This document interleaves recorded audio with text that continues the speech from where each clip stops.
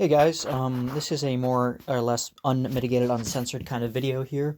I'm just gonna try to, because I think it's been a while, at least like some months, probably, could have been late last year since I've done one of these book videos, but this is supposed to be just a quick tour and update on my bookshelf for all those who think that kind of stuff is interesting. I find it, pretty interesting, I don't know, just because seeing kind of what I guess doing an assessment, and even like this is even me after I actually did a kind of cursory little clean of the thing, so like that kind of shows just what I'm at. I'd like to think it's kind of organized chaos in the sense that there's like all of Camus stuff, for example. It's almost like color coded in the sense that all that stuff. But then again, I used to have Camus right next to Kierkegaard, but now I don't really have that, and most Kierkegaard stuff is down there. Kafka as well. Like I'm gonna say I kind of ended up putting Kafka's, like his lost writings over there. But like the stuff that I read like a while ago, I put it like I actually gave some of those away to like relatives just because I'm always mentioning stuff and I'm like, it's like that one, Kafka book, right? Have you read the Metamorphosis? And they'll be like, no, not yet. And then I'm like, well, here, just have my copy. So I gave them that. I was lazy instead of just actually buying Christmas presents. But they know that, I'm not making a whole lot of money at the moment. But yeah, so I have different things. I have, like I said, I'm not sure how cohesive I want to do it. I am one of those people that do try to read. Naturally, I'm more inclined to just read one book here. Like I never, I wasn't always like really, really productive and efficacious, or like to think that I am. That's more so just like a couple last few years. I want to say like 3, maybe 2 even years. Because I'm mostly like even now like I'm trying to like I'm reading Roberto Bolaño's 2666, and I'm a little over halfway through I think, and then I have Eva HD's The Natural Hustle, just because by virtue of being a really hardcore like Charlie Coffin fan, I'm also a fan of her poetry too, and I just started reading her stuff finally after that the movie Thinking of Ending Things, obviously featured one of her poems. I think it's called Bone Dog, and then which the actress Jessie Buckley recites, and it's really like beautiful, but kind of dark, morbid poem as well. Like there's a lot of layers. So I decided to get her stuff, and yeah, I try to like keep stuff like that, like some more poetic books, kind of there, smaller like chapbook stuff that's kind of hard to see. To the point where like the spine sometimes doesn't have the contents on it. Like you'll sign that really small stuff, or like sometimes it's like I'll have stuff that I bought stupidly enough that I thought this was the actual Camus play, The Just Assassins, which I've yet to read, but I figured out post hoc that that's actually just a summary of it, like just summarizing the themes, which I could have just looked up online. So yeah, I ended up getting that, and then there's like a bunch of other, but I did get the play, but I had to get it as a kind of a packaged deal of like a few hundred other a few hundred other pages, I think, which is fine. I'm fine with that. Yeah, it's right here, Caligula, because I realized I hadn't read all too many of his plays. I read some of Sartre's, his like No Exit and other plays, but yeah, there's other stuff here like. Some of these stuff like are so old. To Kill a Mockingbird, like kind of like high school education stuff that I only just so recently actually gotten to reading again. Like certain things, like I know I haven't like read a whole lot of stuff. Like I kind of missed out on certain things. I did read like To Kill a Mockingbird. I was like I always wanted to reread that. But I never read, like, for example, I've never read Catcher in the Rye until like 3 or 4 years ago. I never read Brave New World until like semi recently. So yeah, there's a lot of stuff that I'm just trying to like I pick off and I branch off, and then I'll like return back to kind of the main things, and yeah, like I said, I'm not super good. I'm my natural inclination is to like read one book at a time and just focus all my energy on that. By that I mean like maybe at most like an hour or two a night, or but yeah, there's also a lot of audiobooks too, like that I read it too. So I'm not sure how much that's cheating, because I do I was at least, working a regular kind of shift, part time, but it was like I was Monday to Friday, and I was like getting at least, because like so much of it was just cleaning and stuff, that I could get away and nobody else was there, so it was like I could get away with kind of having at least one earbud in, listening to books. So I ended up using that to my advantage. So yeah, so let's just do quick stuff. Some of these things I put like um I'm actually torn on why I kind of put like vertical or yeah, horizontal books like that. I stack them. I think the reason is because I want to read them.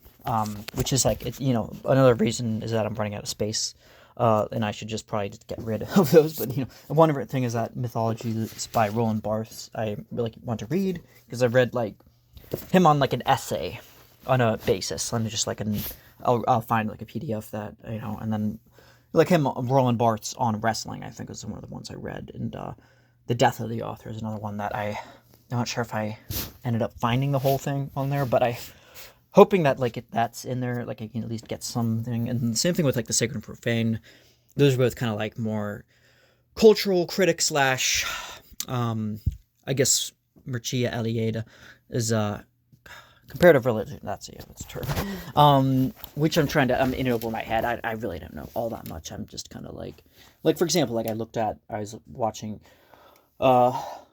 a number of different documentaries as of late, because I was doing like a little stop motion. Part of the reason I actually don't have my tripod taking up half the space, because I'm trying to make a little stop motion little thing of like different pictures and stuff that's like gonna be in the midst of progress for like the next infinitum. But yeah, there's I've been listening to a lot of those stuff on like esoteric kind of subjects. I think there's a channel that's really great called Esoteric. I think it's called Esoterica, I think. And they have like a lot of different things, and like the Ars Notoria, or like the Ars Goetia, I think it's called, the medieval manuscripts and stuff from like the 12th or 13th century. And he talks about like casting spells and all the things, and like warning monks about the dangers of like telling them how to like kind of like weirdly kind of instructing Catholic monks on how to like cast these certain kind of demonic spells, like especially because like Song of Solomon ones that were outlawed for ever since the days, I guess, of Solomon. And it's like, but also telling them like what to avoid and how not to do them or something. So I just thought that was interesting. So I'm gonna have to make more space on like stuff like, for example, like I have the Nag Hammadi and the I Ching. I did actually get through the Nag Hammadi. I don't know if I mentioned that. I haven't done like a thing on that because I just don't feel like I'm good on text like that, because even though I did find it really fascinating, like just the sheer, and don't let that kind of the size really, because there's a lot of these like people like treaties and stuff like that that they talk about. It's been a few years since I've actually read this, so but yeah, I think one of them was like the Gospel according to Judas, I think, considered a I think there's, because I'm still confused about like the Kabbalah. Oops. The Kabbalah and like how that relates to that, like Jewish mysticism, Gnosticism, and I think Rosicrucianism is like another thing that I'm really not that big. I think like Rosicrucianism kind of gets lumped in with like the Illuminati kind of esoteric societies and stuff like that, but I think there's like, it's actually deeper, and it kind of relates, I think, back to Hermetic times as well. So anyway, but okay, cool. So that's just kind of another caveat that I get. But yeah, yeah, and of course Carl Jung's stuff is here. I try to kind of relegate a lot. I don't know how I got Horus down here, because Horus is probably, it's obviously fiction, so I should be. But again, this has to do with like how much space I have. Some of these I already relegated, or I'm planning on giving to people, so you might not see a lot of these. Oh, anyway, yeah, that was written first. But yeah, there's stuff like Jung's like Man and His Symbols. A lot of these things are, like Jung is one of those figures I think I mentioned. Sorry about the light coming from the window, but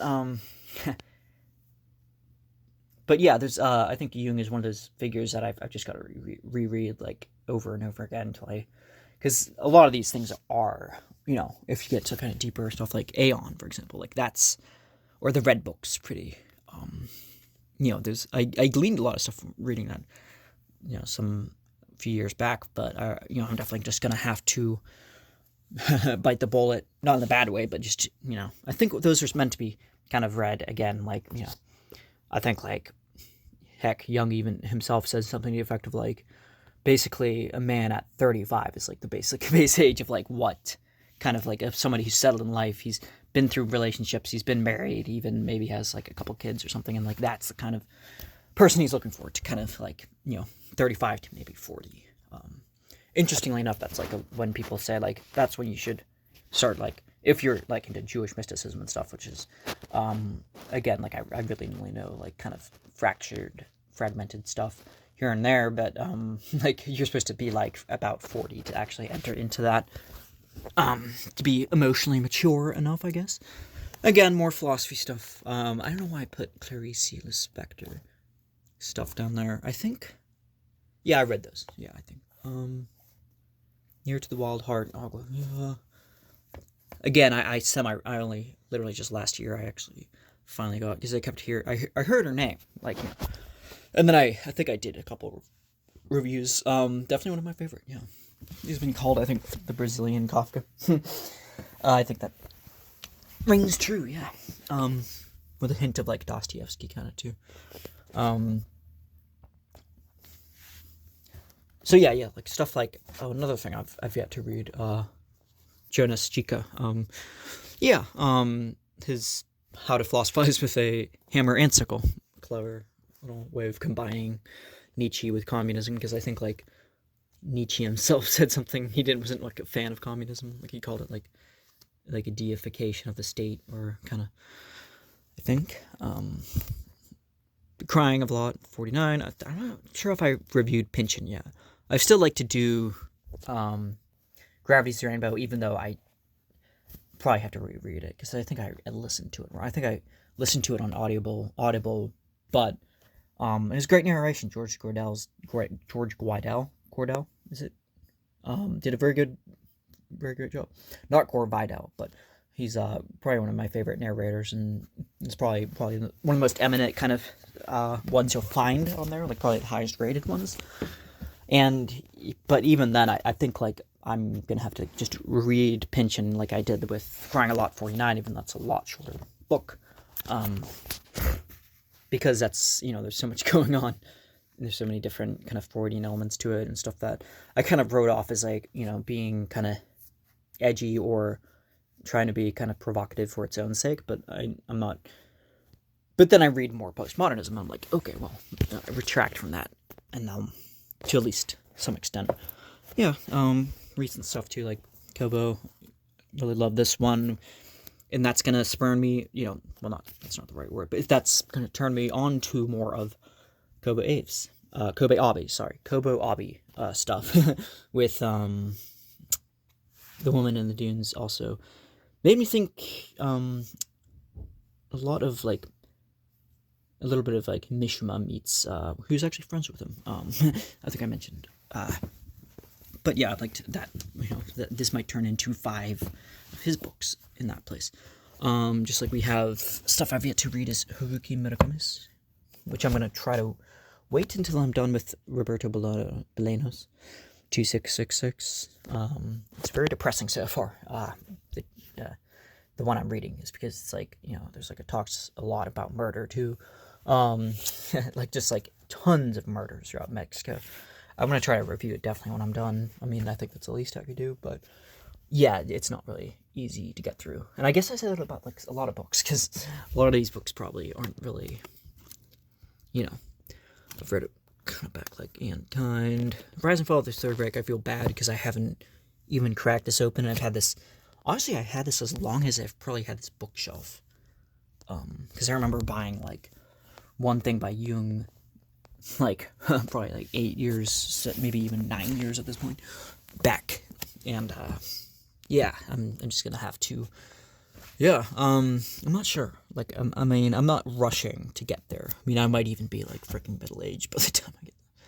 But who knows? I think my taste, more, not shade, my mind might change. And yeah, again, Gulag Archipelago. I did read that, but I think I mentioned that I read like an abridged version that was like probably about like half the size of those three, and it kind of went over all the salient points about his Solzhenitsyn stay in the gulags.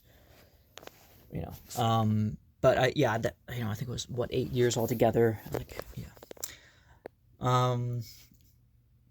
but I think with these, he's like thoroughly goes through each like all the political factions and histories, and not just his personal kind of accounts of it, but he does that too. So again, yeah, Murakomi.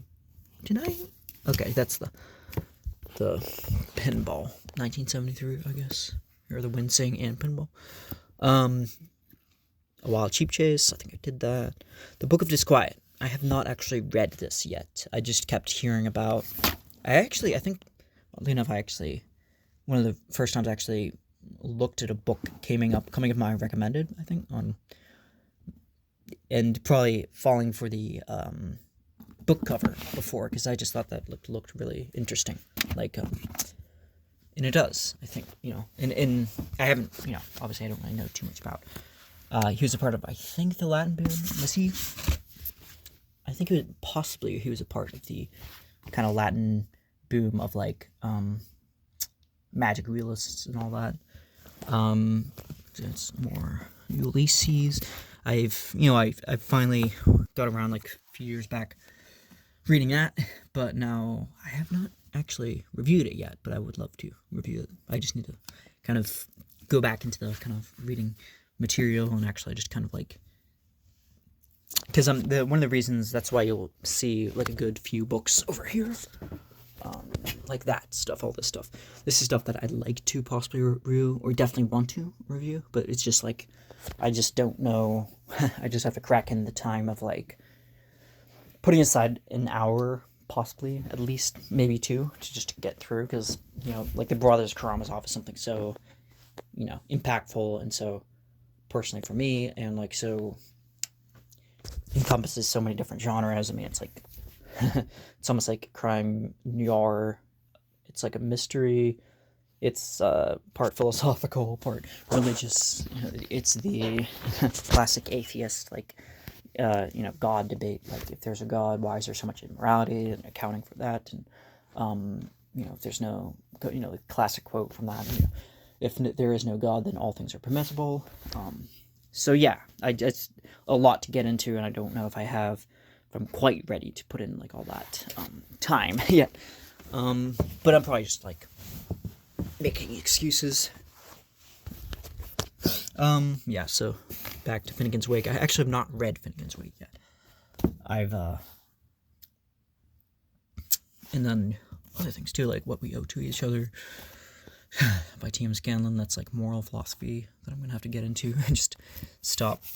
Again, it's like you'll find that like all the kind of, again, there's a weird inner logic to how I've organized, or lack thereof of organized. But like, this one's probably somebody gave to me, so like if you see anything that's like slightly outside of the thing of like, oh, some really weird conservative kind of book, or just kidding, I'm not sure if that's really conservative or not, but I don't really like to get into politics, I guess, but like I'm kind of apolitical by nature, but like kind of leaning a little bit left of right, but maybe, or right of center. But when I get into that, I'm just kind of like, oh, I don't even know how to get into that adequately, and where, like, because it changes a lot too. It's like there's as I try to learn stuff, but part of me just wants to kind of hunker down in this room of mine and just kind of not really think about all that, and just more often than not just kind of immerse myself in books. Yeah, and then Last Temptation of Christ, obviously probably one of my favorite movies, I think, not just Scorsese's, but just in general. I would love to get through that. Jonathan Franzen too. I probably heard about that via like Don DeLillo, David Foster Wallace, kind of that, a bit of a rabbit hole. I mean, he's pretty well known, but I just want to. I'm just not sure if I want to listen to some of his stuff, audiobook, how long, I don't know. But I like to do that where I at least get one book, physical hard copy. So that's why you'll find a lot of these things like, I might have already read already, like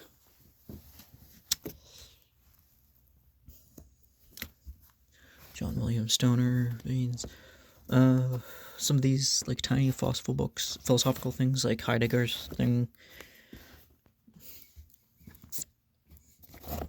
William Blake, I would love to do that. Or I'm sorry, not William Butler Yeats, one of the great symbolic poets of Ireland. I'd love to just go through that. But yeah, Dharma Bums, trying to finish that trilogy of like all Kerouac's stuff, like just his main kind of, trilogy of like trifecta of On the Road, which I have yet to review, I think. And then Big Sur, I think. And then which I thought was a really interesting, but really dark and kind of brooding, but definitely a worthwhile read. And yeah, and also Dharma Bums as well. But I just gotta make the time for it. And then yeah, Unamino, means all that. And then up here we have like Miyako Kwame. Since I've read Heaven, I would like to actually read that, as that's kind of like the next kind of thing that is recommended. Both Flesh and Not is something I heard. I was like going through kind of in DFW, kind of just making a shorthand there. It's one of those people that I'm kind of like a little bit like not sure how much of like his stuff I should offer, or like how much of stuff I should like invoke on this channel as insofar as like reviewing books and stuff, and saying like go ahead and read, say if you're a curious reader and you're into fiction, creative fiction, definitely go, like just read whatever you want, and that could include stuff like that. But there's also the troubling abuse aspect on his behalf. I'm not sure how much of that I want to broach, just because of how little or how scant I know about the whole issue. But I do know that that's something like in the back of my head when I'm like, oh, well, if you always want to read this, it's like, it's not like I'm invoking or I'm making any grand judgments about like the person's character as a whole. Like, I mean, honestly, he could have been a horrible person for a good amount of his life and doing stuff like that. And I've heard different people say like he turned that around like the last 10 years of his life or so, and he just like became like a lot more sober, and he was like a lot better, aside from that obviously the tragic end of I think when he was like abstaining of his antidepressants, and then that kind of threw him off kind of into like a psychological it made his depression like come back like even worse, I think. So but yeah, I'm just not too sure, like it's like with like not like equating it to exactly to Woody Allen, but like or Roman Polanski too, like just like stuff that's like really ugly, but like like it's not like I can't really enjoy Chinatown or Rosemary's Daughter or whatever. It's like these are things that you can kind of watch dispassionately and not really make all these moral judgments about, but like you can kind of you can enjoy them on their own terms for what they are as art. But like it's like with Caravaggio too, like didn't he like actually murder somebody? Like so yeah, it's just like I guess the whole thing is like we should make a different separate video for this. But yeah, there's moving on. There's stuff I'd like to review too. Like I'd like to review the rest of Dostoevsky stuff.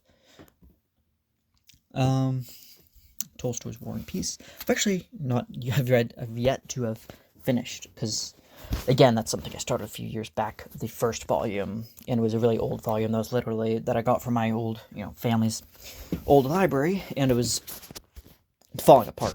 Like the pages were like, at the end of it, I had to like look up I think luckily enough there was a copy of it on the Gutenberg press, I think, because it's past the whole copyright laws of like I think early 1900s, and because of that it's able to get uploaded as a whole onto different platforms. So that's I had to kind of do that, but luckily this copy's like less abused. So Thomas Bernard, another thing that I've heard about, kind of like Ferdinand G. Pessoa, I think. Like I heard about these kind of same person maybe talking about them, like The Loser by Thomas Bernard, as well as Stoner too by John Williams. That's those are all. I haven't read that one yet, but Stoner I did really like though. Definitely up there in like top 50, I guess. Sylvia Plath. Yeah, that's her only novel, unfortunately. But yeah, I would like to get the rest of her like collected works and her poems and all that.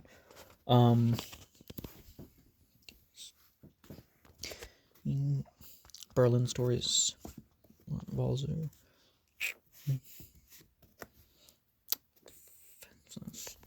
Yeah, some of these are like kind of lesser known kind of things. Like I'll hear like kind of other people doing kind of a similar kind of YouTube channel, booktube type of thing, who write books, and then I'll like try to get their books as well. So you'll probably see those lesser known ones there. And again, back up to the same mythologies thing. Oh, and then obviously stuff here that's kind of mixed in because again, I'm just running out of space. Even though I could probably get rid of some of this stuff, like I probably don't really need this here, to be honest.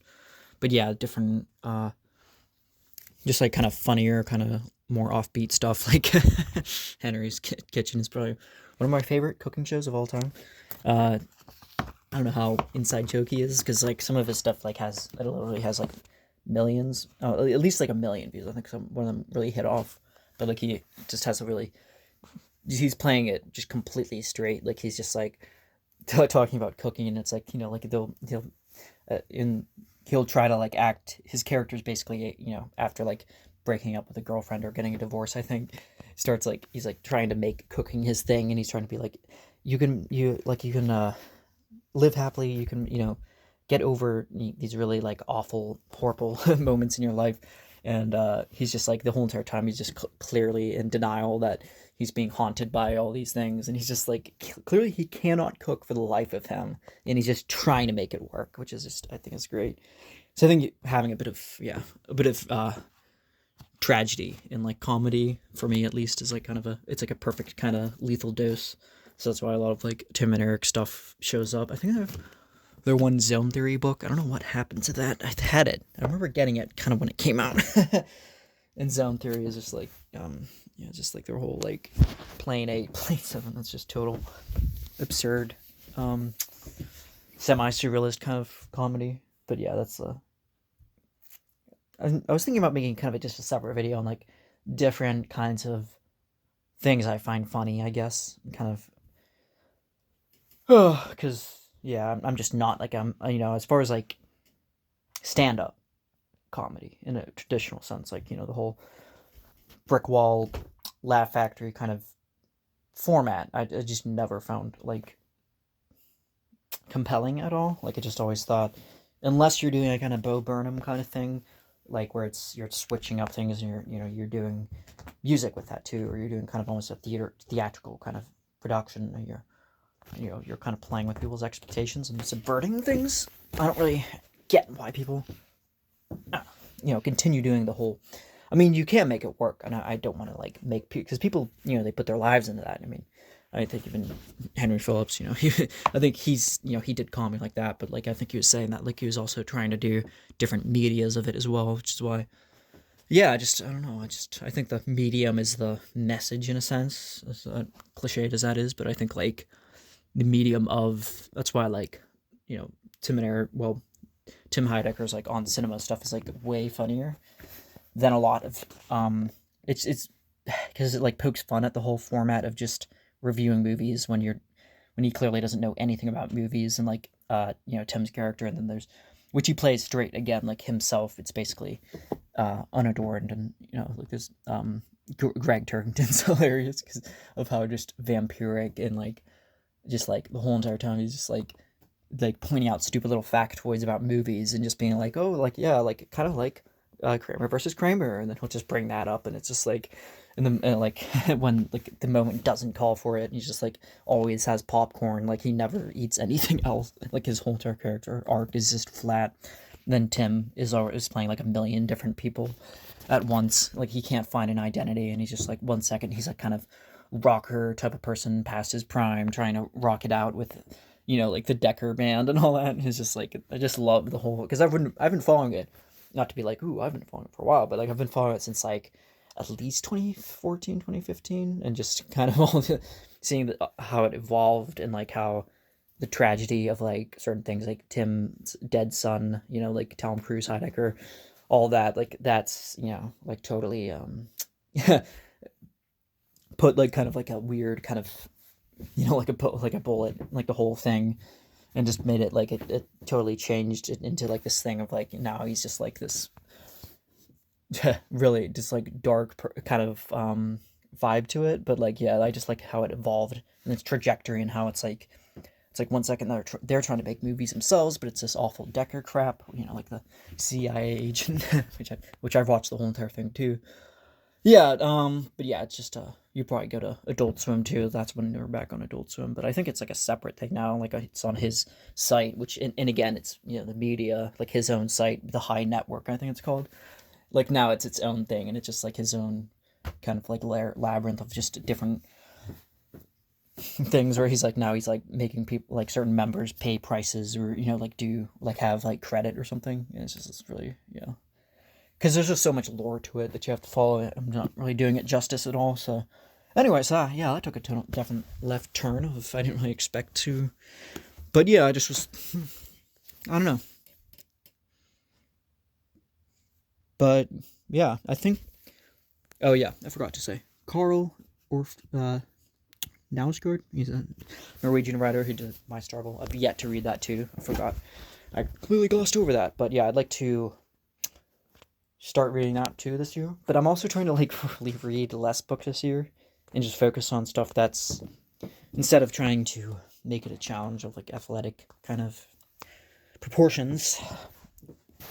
I like to just kind of take it slow and just like slowly accumulate new books and stuff. But yeah, that is my bookshelf. Sorry for getting totally off topic, but yeah, I just had a lot of stuff on my mind about that, of various things, and so yeah, thanks for watching if you made it this far.